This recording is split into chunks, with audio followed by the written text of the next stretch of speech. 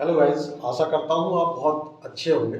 और जैसा कि मैं आज आपको जो इंडस्ट्री में चल रहा है उसके बारे में हम बात करेंगे कि जो technology day by day changes हो रहे हैं टेक्नोलॉजी में, और जो मार्केट में देखा जाए तो ले ऑफ भी स्टार्ट हो गया है। तो उसी के बारे में आज हम बात करते हैं कि जैसे आपने देखा होगा कि हमारे इंडिया में बहुत सारे जो आईटी इंजीनियर्स हैं, उनकी जॉब जो है ज़्यादातर जो डिपेंडेंट हैं वो यूएस मार्केट पे डिपेंडेंट है। कि यूएस में जब भी आपने देखा होगा, यूएस में जब भी कोई थोड़ी सी हलचल होती है या कोई प्रेसिडेंट किसी भी टैरिफ को लेके या किसी भी टैक्स को लेके या जॉब्स को लेके बात करता है, तो वहाँ कहीं ना कहीं हमारे इंडिया की आईटी इंडस्ट्री में भूचाल आ जाता है। और वो आ क्यों जाता है उसकी वजह भी है, क्योंकि आपने देखा होगा कि ज़्यादातर जो हमारी इंडियन कंपनीज हैं उनके पास जो प्रोजेक्ट्स हैं बेसिकली वो यूएस के प्रोजेक्ट हैं। और इवन एक बहुत बड़ी एमएनसी है इंडिया की, और अभी कुछ दिन पहले उसका एक आईपीओ लॉन्च हुआ था, तो उसके सीईओ जो है इंटरव्यू दे रहे थे। तो जो इंटरव्यूअर ने ये पूछा कि आपकी जो कंपनी है वो मोस्टली कौन सी कंट्री से बिजनेस गेन करती है। तो उनका जवाब ये था कि हमारी कंट्री का जो बिजनेसमैन है वो 72% यूएस पे डिपेंडेंट है। तो हम मार्केट की बात करें कि जब 72% बिजनेस यूएस पर डिपेंडेंट है, तो डेफिनेटली कहीं ना कहीं एक मार्केट में जब कोई प्रॉब्लम होगी तो इंडियन कंपनीज के ऊपर प्रॉब्लम आएगी। तो ये प्रॉब्लम आना कैसे स्टार्ट हुआ, मैं उस बारे में बताना चाहूँगा। कि देखो, ये आपको पता है कि बेसिकली जो भी यूरोपियन है या यूएस में है, वो कहीं ना कहीं इंडिया से जो है आज भी 40 to 50 ईयर्स आगे है। और उसकी वजह क्या है मैं आपको बता देता हूँ, जो एक्चुअली मैंने देखा है। क्योंकि मैं आईटी इंडस्ट्री में ऑलमोस्ट मुझे 17 से 18 साल का अनुभव हो गया। और वो करते क्या है, क्योंकि बेसिकली वो वहाँ सबसे बड़ी चीज़ एक तो लेबर बहुत महंगी है। Labour in the short term बात करूँ तो वहाँ आप पढ़े लिखे जो ग्रेजुएट पर्सन हैं, और वो लोग से यदि वो वहाँ की कंपनियाँ काम कराना चाहती हैं तो उनको बहुत महंगा पड़ता है। और महंगे के अलावा दूसरी चीज़ एक और है कि उनके पास इतने अच्छे लेवल के एक्सपर्ट नहीं हैं जो कम पैसे में और उतने अच्छे लेवल का काम कर पाए। तो और दूसरी चीज़ क्या आती है कि वो उनके अंदर एक चीज़ और है कि वो किसी भी काम की री इंजीनियरिंग करने में बहुत माहिर है। सबसे पहले वो लोग क्या करते हैं कि वो इंडियन कंपनीज को काम देते हैं, और इंडियन कंपनीज को काम वो जानबूझकर नहीं देते हैं, वो कहीं ना कहीं उनकी मजबूरी होती है तब वो काम देते हैं। और उस काम की री इंजीनियरिंग स्टार्ट हो जाती है उनकी तरफ से जब उनको लगता है कि हम इस काम को ऑटोमेट कर सकते हैं, या इसको हम किसी टूल के द्वारा इसको हम एक प्रॉपर वे में एक ऐसा डिफाइन कर दें कि हमारी तरफ से मैनेज हो सके। तो वो चीज़ जो है वो अच्छे से कर पाते हैं। और जब वो उनका एक्सपेरिमेंट रिसर्च वगैरह पूरा कंप्लीट हो जाता है, तो फिर मार्केट इंडिया हुआ या कोई भी जिस कंट्री को वो बिजनेस देते हैं, वो वहाँ से बिजनेस को वापस लेना स्टार्ट कर देते हैं। मैं आपको रियल एग्जांपल बता रहा हूँ।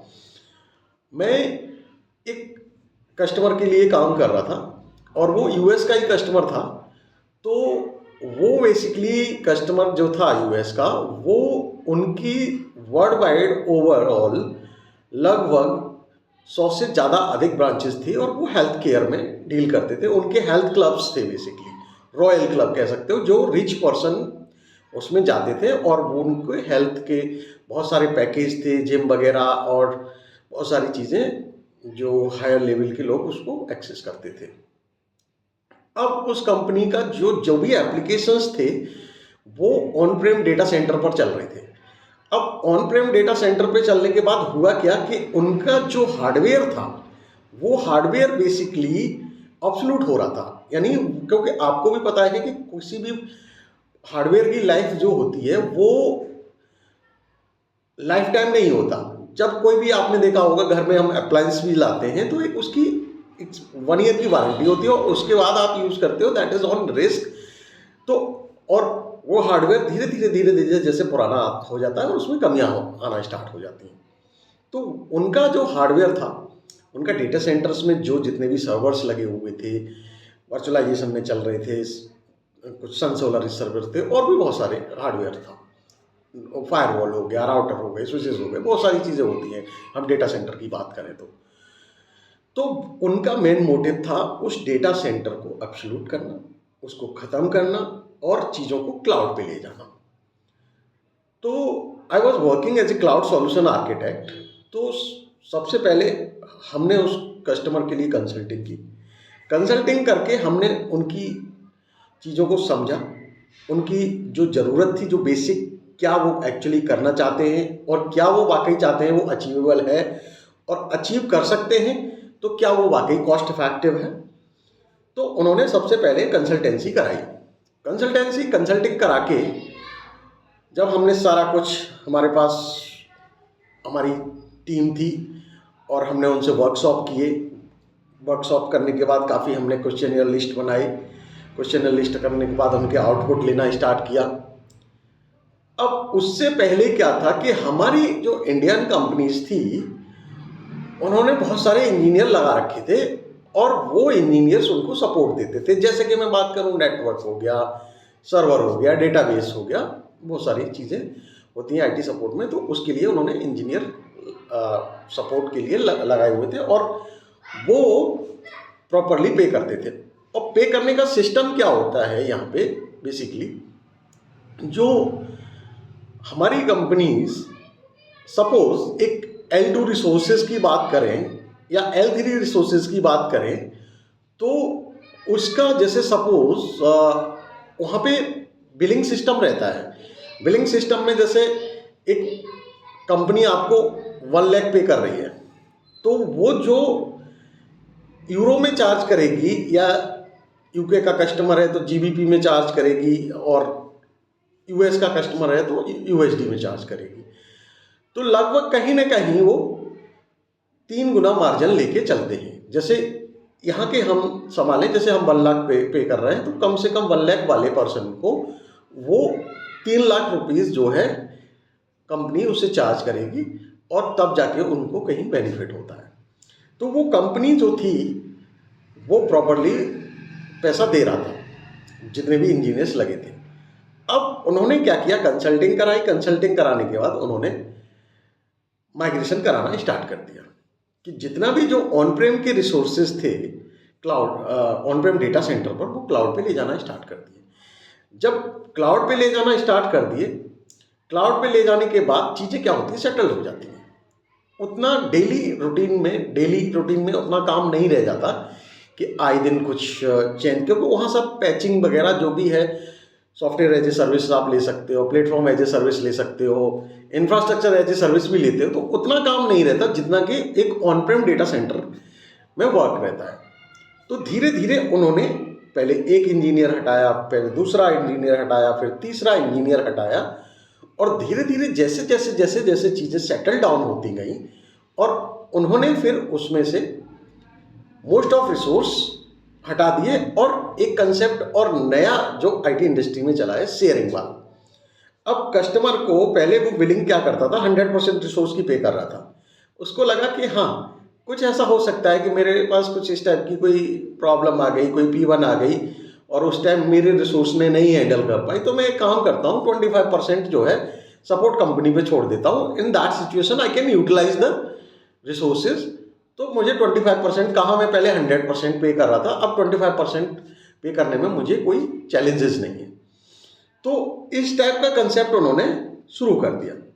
जब इस टाइप का कंसेप्ट शुरू हो गया, शुरू होने के बाद धीरे धीरे उन्होंने अपनी बिलिंग को मेंटेन करना स्टार्ट कर दिया और जो सपोर्ट में वो पे कर रहे थे वो भी उन्होंने उसको रिड्यूस कर दिया।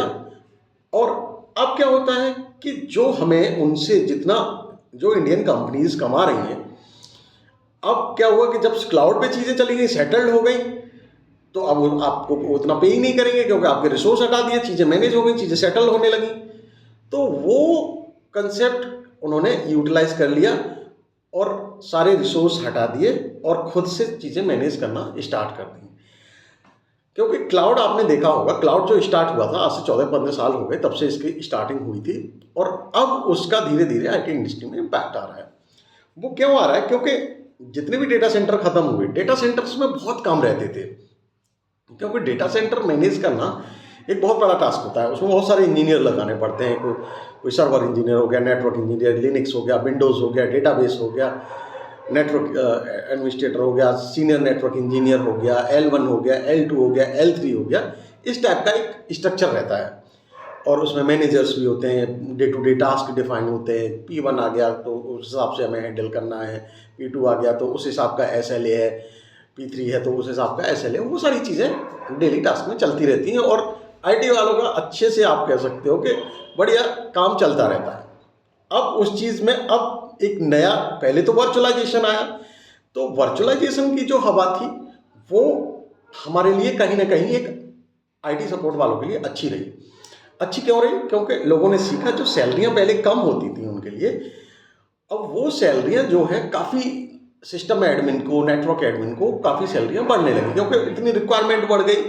तो उस हिसाब से VMware ने अपना वर्चुअलाइजेशन, VMware का था, माइक्रोसॉफ्ट ने अपना हाइपर भी था, तो उतनी ज़्यादा डिमांड, आईटी की डिमांड भी बढ़ी और लोगों की नौकरियां भी काफ़ी जनरेट हुई। अब उन्होंने री इंजीनियरिंग ये स्टार्ट की कि इस जो टास्क क्लाउड में भी चल रहा है या जो डेवलपमेंट का काम इंडियंस के पास है, इसको कैसे रिड्यूस किया जाए। उन्होंने इस पे काम करना स्टार्ट कर दिया। और ये एआई कोई आज का जनरेट किया हुआ नहीं है कि 2025 में एकदम एआई की हवा आई और एआई एकदम रेडी हो गया। But they were working since long time because they have spent lots of money for research and development. तो जब उन्होंने वो रिसर्च एंड डेवलपमेंट पे पैसा इन्वेस्ट किया और उन्होंने देखा कि चीज़ों को, पहले बात चल रही थी, पहले ऑटोमेशन आया था, एआई नहीं आया था, पहले आया था ऑटोमेशन। लोग कहने लगे कि ऑटोमेशन सीखना है, हमें ऑटोमेशन सीखना है। तो ऑटोमेशन के साथ साथ वो एआई पे भी काम चल रहा था क्योंकि एआई और ऑटोमेशन एक दूसरे में डिपेंडेंट है। क्योंकि एआई क्या कर रहे हैं, हम प्रॉम्प्ट दे रहे हैं और वो उस चीज़ें जो प्री डिफाइंड डेटा है और LLM जो सेल्फ लर्निंग लैंग्वेज मॉडल होता है वो उससे सीखता है और हमें बेटर आउटपुट देता है। तो वैसे ही जो है अब ऑटोमेशन करने के लिए जिन लोगों को जो चीज़ें नहीं आती थी वो एआई टूल्स की हेल्प लेने लगे। अब मुझे जैसे कोई स्क्रिप्ट बनानी है या मैं इंफ्रा का बंदा हूँ, मुझे ऑटोमेशन वगैरह नहीं आता, मुझे स्क्रिप्टिंग नहीं आती। अब मैं क्या करूँगा, मैं एआई को प्रॉम्प्ट दूंगा, ChatGPT हो गया, जेमिनी हो गया, बार्ड हो गया, बहुत सारे टूल हैं। मैं उसको प्रॉम्प्ट दूंगा, वो मेरे लिए क्या करेगा, आर्म टेम्पलेट बनाएगा और मैं उससे अपना इंफ्रा डिप्लॉय कर सकता हूँ या कोई स्क्रिप्ट मुझे बनानी है और मैं जस्ट जो है उसको बना सकता हूँ। तो वो चीज़ें जो निकल के आई, अब वो एकदम बहुत सारी कंपनियों ने देखा एआई, तो बहुत सी कंपनियों ने, इवन उनके टूल कैपेबल थे या नहीं थे, और जो भी आया मार्केट में उन्होंने डाल दिया। फिर धीरे धीरे ये चीज़ें इंप्रूव करने लगी। अब बात आ गई कि अरे सॉफ्टवेयर इंजीनियर्स पे भी प्रॉब्लम आ गई, ये तो कोड लिखने लगा और से। लेकिन यहाँ सबसे बड़ी चीज़ ये है कि इसकी जो काम हम इंडियन कर रहे थे आईटी सपोर्ट में, उसकी काम की री इंजीनियरिंग हो गई। जो डेली रूटीन वाले टास्क थे, काफ़ी आपने देखा होगा इंडिया में पहले BPO थे बैकएंड्स वगैरह के लिए, चैटबॉट ने काफ़ी समेट दिया। दूसरी चीज़ अब एआई का है, तो एआई के लिए अब हमें ये देखना होगा कि हम खुद को कितना लर्न कर सकते हैं और कितनी एक्स्ट्रा चीज़ें हम इसकी हेल्प से कर सकते हैं। यदि हम पुराने काम में बिजी रहे, जो हम काम करते आ रहे थे और सैलरी हमें उस काम के 1 लाख 2 लाख 3 लाख 4 लाख सैलरी दे रही थी, लेकिन अब कंपनी जो है उस काम को ऑटोमेट कर देगी टूल से, एआई टूल से, और उतना पे नहीं करेगी। लेकिन कंपनी एक्सपेक्ट करेगी कि आप हमारे लिए कितना, जो हम पे कर रहे हैं उसके हिसाब से कितना आप हमारे लिए प्रोडक्टिविटी जनरेट कर रहे हैं। तो वो मेन है। और री इंजीनियरिंग, जब तक आप सबसे पहले किसी भी फील्ड में काम कर रहे हो, कोई भी काम हो, जब उस काम की री इंजीनियरिंग हो जाती है, होने से पहले आपको ये सोचना है कि दूसरा कौन सा ऐसा फील्ड है या टेक्नोलॉजी है जो मेरे इस काम को कम कर सकती है और मैं उसको जल्दी से सीख के आगे बढ़ सकता हूँ। एक छोटा सा एग्जांपल लूँगा। जैसे कि आपने देखा था कि इंडिया में पहले ओला, उबेर जो टैक्सी प्लेटफॉर्म ऐप थी वो नहीं थी। बाद में जब आई तो ड्राइवर लोगों ने खूब पैसा कमाया। इन कंपनियों ने क्या किया, इन्वेस्टर्स के पैसे बर्न किए, जिससे कि एक बार प्लेटफॉर्म सेटल हो जाए। हिंदी भाषा में, देसी भाषा में बोलते हैं कि पहले आदमी को लंगड़ा करो और लंगड़ा करके उसको बैसाखी बेचना स्टार्ट कर दो।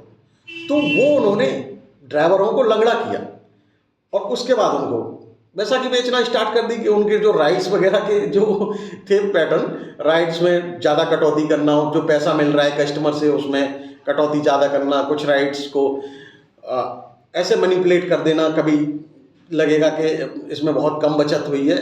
आखिरकार ड्राइवरों ने जब ये ऐप्स आई थी तो बहुत पैसे कमाए थे, लेकिन जब उनका प्लेटफॉर्म सेटल हो गया, अब आप देखोगे मेरे कई ऐसे जानने वाले हैं।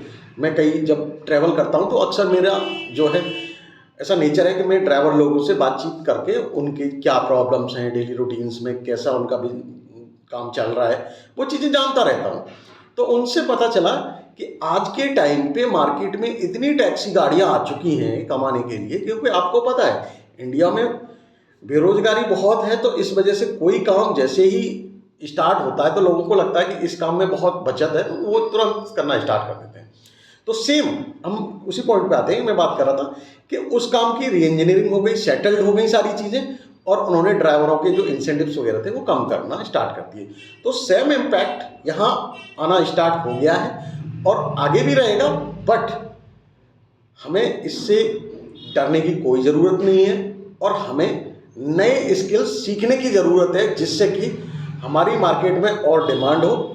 लेकिन ये ध्यान रखना कि जो हम यदि नहीं सीखेंगे कोई भी न्यू टेक्नोलॉजी, तो हम मार्केट से ऑब्सोल्यूट हो जाएंगे और कंपनी हमें उस काम का जो हम डेली रूटीन में पहले कर रहे थे उसका ज़्यादा पैसा तो पे नहीं करेंगे। तो आज की टॉक में यहीं पर स्टॉप करता हूँ। आशा करता हूँ कि आपको बहुत अच्छी लगे और आगे भी मैं ऐसी वीडियो बनाता रहूँगा और आपसे कनेक्टेड रहूँगा। Thank you so much for watching.